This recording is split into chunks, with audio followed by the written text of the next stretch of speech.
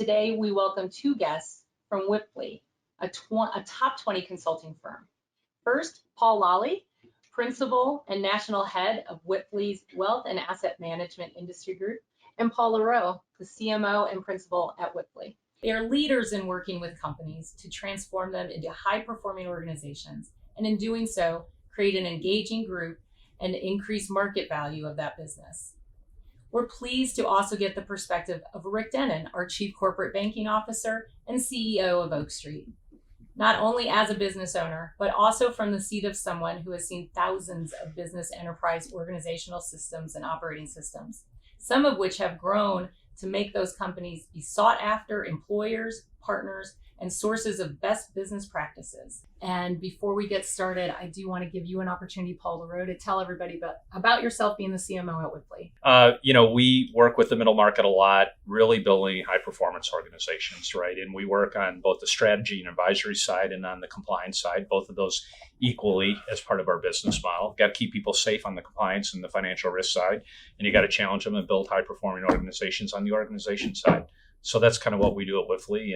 But we were founded in Wisconsin, and we've over 90 plus years have transformed a couple different ways just to meet the growing needs of businesses and organizations. We work with about 80,000 clients, small businesses and medium-sized businesses across the country. Well, thanks for sharing that. Yeah. I would be remiss if we just didn't take a moment before we got into the questions that were submitted. Rick, I want to just ask you a question. Today, Russia invaded Ukraine. The stock market was down, it's up, it's down, volatile, right? To say the least. Crude oil, gas prices are going up. And just two words, if you could sum it up in two words, it's just global disruption.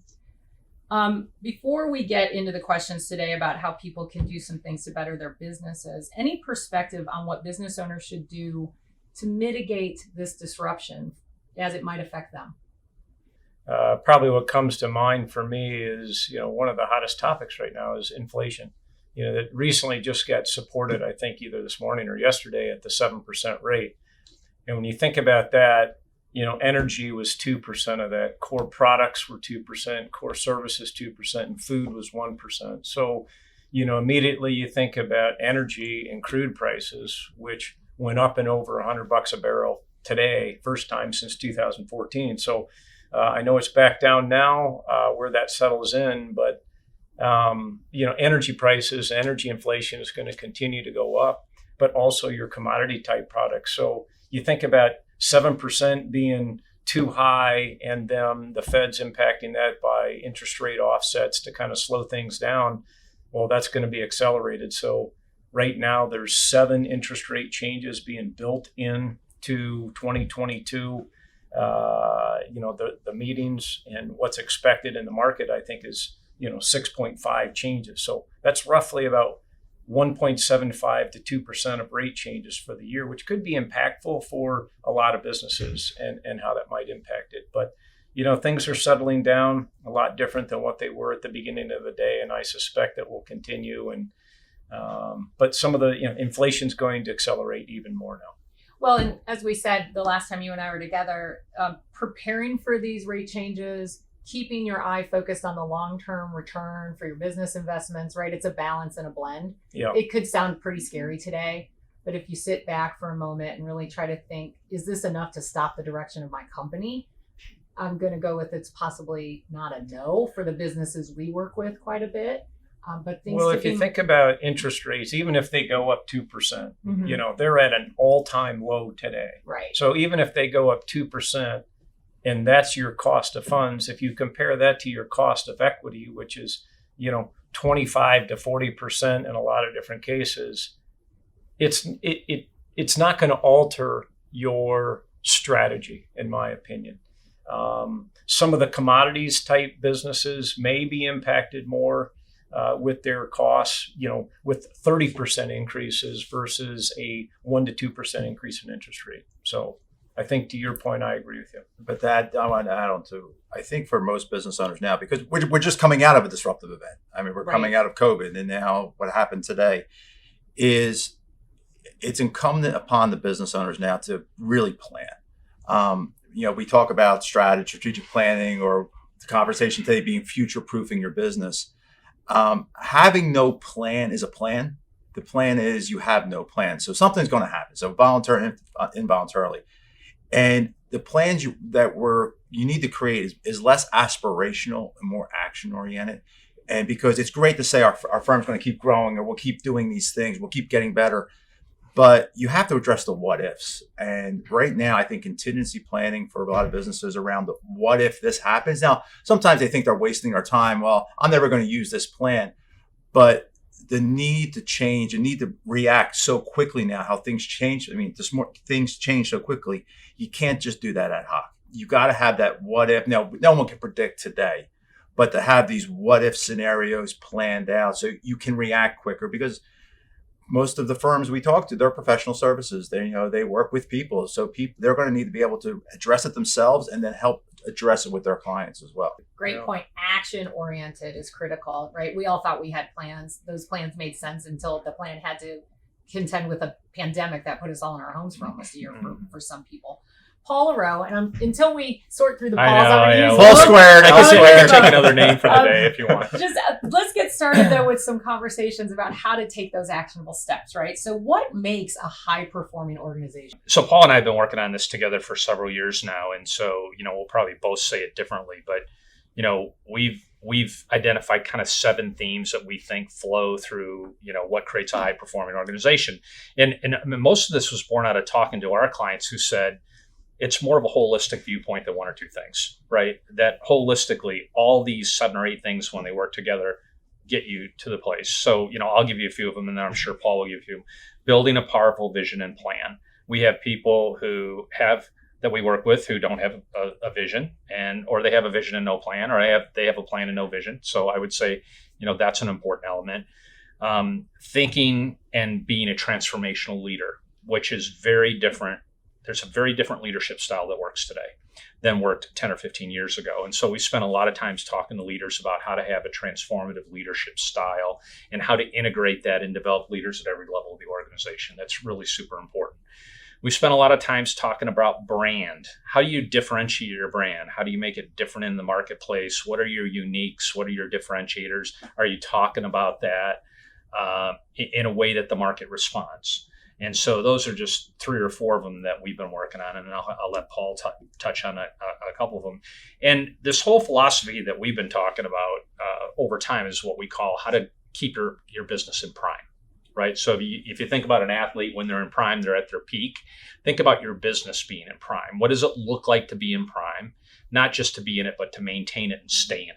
Right? Because you can go out of prime really quick. If you're an athlete, you might have 2 prime years.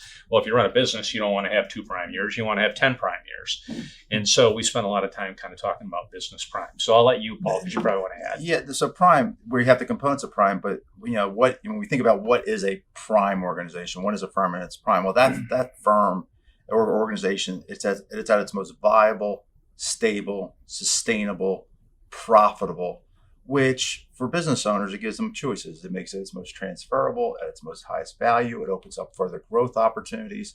And just to touch on, the other we referred to that here as we were growing as institutionalizing the business. Well, I was just going to say the first decision firms have to make is, and these, there's not a right or wrong answer. It's a personal decision, but a lot of times firms will confuse it.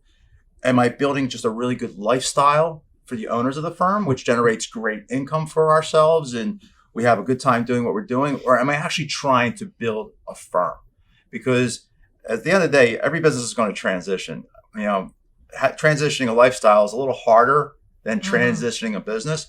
But just to touch on some of those other components is you have to have invested stakeholders. And you have to have not just a leadership team believing in this future or this vision. Your staff has to believe in it. They have to be aligned. Your vendors, your accounting firm, your bank, your law firm, your customers, clients, they got to want to see you succeed in doing that. And then we're talking around then financial confidence. It's amazing. We predict things. We want to predict them and we want to look out. But when we talk to a lot of business owners, they see how their business is doing today. And they're saying, okay, this is what my business is worth today. Or this is what the real question is, are you financially confident in that business as it goes forward?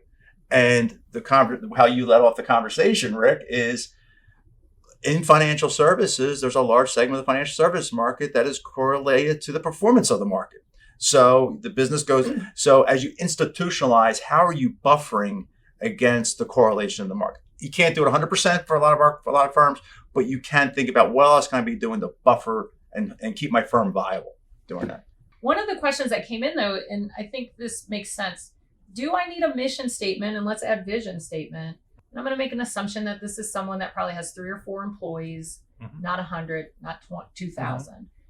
Is there benefit for a business that size to have a vision?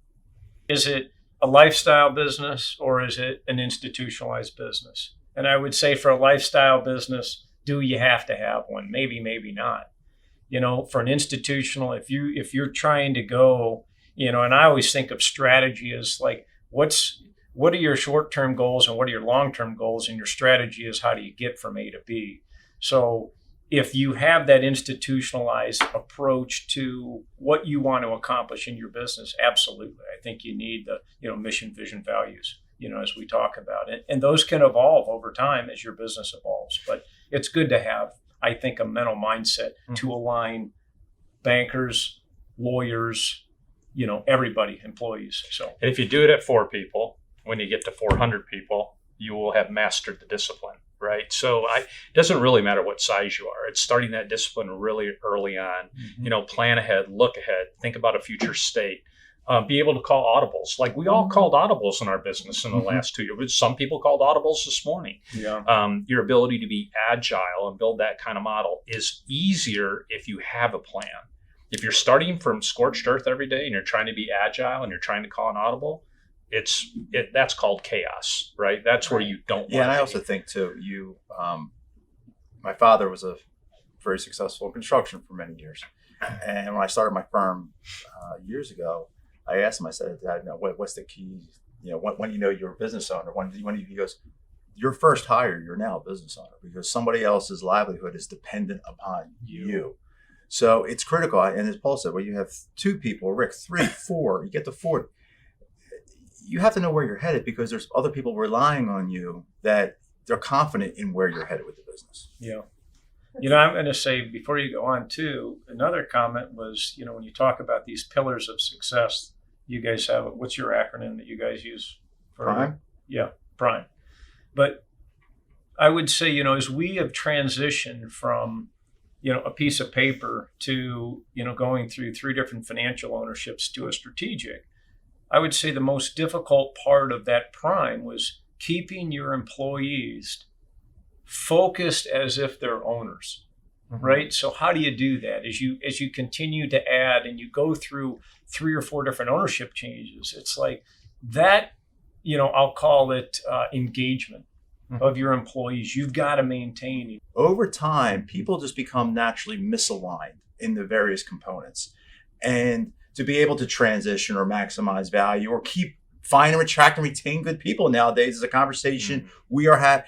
It is, sometimes it's like, a marriage. You got to step back and go, are we really still aligned in our core, or where are we misaligned, but knowing where that misalignment is to get realigned. Well, and that's such a perfect transition because you basically answered this next question, but someone submitted it, so I want to give it its due. It did say, with the changes in motivation factors amongst employees, the drive of employees in general, and younger ones, how do I keep them aligned? We're dealing with a 4-generation workforce for the first time in our history. First time in our history, we've had 4 generations working together. That causes problems just by nature, right? You're leading people that are the same age as your kids. And so that's very, very different for us as leaders and of organizations to have to do. So, when we talk about having a powerful vision and having invested stakeholders, it's giving your team a part to play in your success and rewarding them for that part, right? And I think we forgot about that along the way, that some of our business success has been because of our individual success for sure, but we forgot that a lot of people that got us there are the people that we need to involve more in our future, right? Bring us more together. So we really push that invested stake. That's what we call invested stakeholders. These are all the people in my organization, outside my organization, to help me make my business successful. Yeah, and you think about that too, is lot of our, the four generations, the boomers, the Xers, the Ys, the Zs, keep going on and on now. We all communicate differently. Mhm. And it used to be, probably as a leader, I'll tell you just enough you need to know to do your job. But now you look at it and you say, there's a mistake thinking the next generation isn't as productive. They're not as engaged. They just work differently now. Yeah. And I think as business owners, we need to be able to communicate and be more transparent in our communication. Yeah. I won't tell you everything I'm thinking. I'm not going to lie to you, but I will communicate better. And I think that's key with this driving these generations. Yeah, this is a generation that has defined work-life balance. And I know that's hard for us sometimes as a major priority in their life, right? And I came from the boomer generation. I can tell you, we didn't have work-life balance, right? Yeah. It was work. and that is your balance. Right. Balance was gone.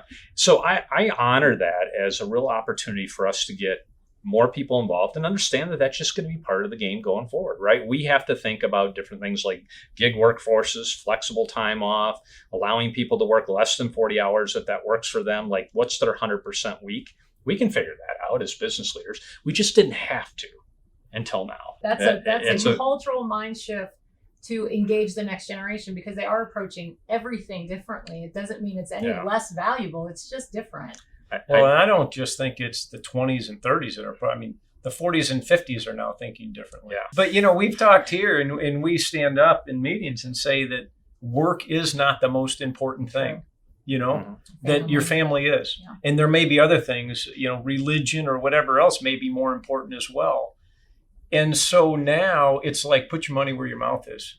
And you've said that, but we've got to figure out work-life balance, because you still have the same requirements and expectations at work, but yet you can get a good quality of life while working at home and still be productive. But there's a trust issue there too.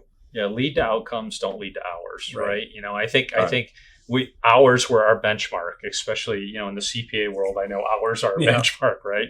But at the end of the day, what do we really want? We want our clients to be raving fans of our work, and that's outcome-based thinking. And I think the more that we do outcome-based thinking, we get out of this mode of that every hour is important, right? What I really care about at the end of the day is my clients come back next year and the year after and the year after and the year after, and that I'm counting the higher percentage of tenured clients I have every year. That's what I want to. That's a proven track record of success. So I think this trust and the output. There's a lot of people who are very, very good at being independent, working remote at the dining room table or their home office or what it is. But when you are doing that as an organization, keeping people aligned with the mission, vision, values of the company, what are some methods of communication, or what's some of the ways to get to a prime level of doing that too? I think. Some of the things we've had to do this as our firm. When COVID hit, we had to mobilize 3,000 people in 7 days to go fully remote. It's when COVID first started, every conversation was a management meeting, was a management conversation. Where's revenue? What are you doing? What clients are you working on? And then you step back and that becomes just frustration. So what we found, we now have weekly stand-up meetings where it's just a half hour. People get on the phone, just talk about the business, just talk about, hey, what are you seeing this week? What's the gossip and rumors you're hearing? It brings everybody together. And in my group, I passed a rule: no more off video. If you're on the call, you're on video, because I said if I'm sitting in a conference room, it'd be like putting a blue dot in front of your face. We want to see you. We want to engage. We're doing scrum calls, which are just on clients, just 15-minute zap-ins. Hey, what's going on? We don't need to get into detail. Just catch us up. We're getting out a little bit more. We are encouraging happy hours again. And getting, because you always have though, Paul. Well, I lead the happy hours. That's why I encourage them. But virtual, in person. No, but we have associates who have started with us who have never met their other associates. Yeah. So it's really bringing everybody together once a week, not just to talk about business, but talk about work on the business, not just about working in the business. We do check-in calls where we call someone and just for 5 minutes, what's going on? How you doing? Nothing about work, right? What's going on in your life? Anything we can help you with? Anything you need? To your point, there's an intentionality that you have to take now, right? We're all fatigued from Zoom and Teams. So I'm a little afraid, if you look at the numbers, the research is showing that that people are not as engaged and not as connected, and therefore feel not as connected to the culture. So we have to come up with some new methods for that, right? There has to be some intentionality to correct that, because the early research coming out of COVID is a little stark around that. How do you establish those and still connect when the latest stat I read is 3% of people right now want to be back full time, which is 5 days a week. 3%, which is a pretty small number. Yeah. So it's going to evolve, I think, over the next year or two. I don't think anybody could write a book today and say, this is how it's going to work best. But you have to be agile. You have to be so agile now. And I think each organization is different. We have our way of doing it. You folks have your way. There's no best practices of doing it. Everybody's figuring it's what's working for you, and keep testing. But don't grasp onto it and say we won't change the way. You got to be agile right now. Upper as well as the staff have to be agile as people are trying to figure this out. Yeah, it's got to go both ways. I would say relentlessly communicate. I do something called a Friday flash report. Every Friday, I send out a flash report to the entire staff and say, here's what went on during the week. Because part of it is we're not together, so we're not aligned. Yeah. Right? It doesn't feel like we're one community. So you have to emphasize these points of building community and alignment again. And we just have to lean into it, right? I think, to your point, there'll be different strategies for different people, but don't sit back and don't not do it, right? So to your point of the Friday debrief, maybe that's a good first tip for this next question. It said, we tried a performance system, operational system before COVID, threw it out the window. Makes sense. How can I get them back on track? So we use a 90-day pulse period evaluation of goals. We just give people 90 days. In the next 90 days, what are 3 to 5 things you can do as an individual for the business?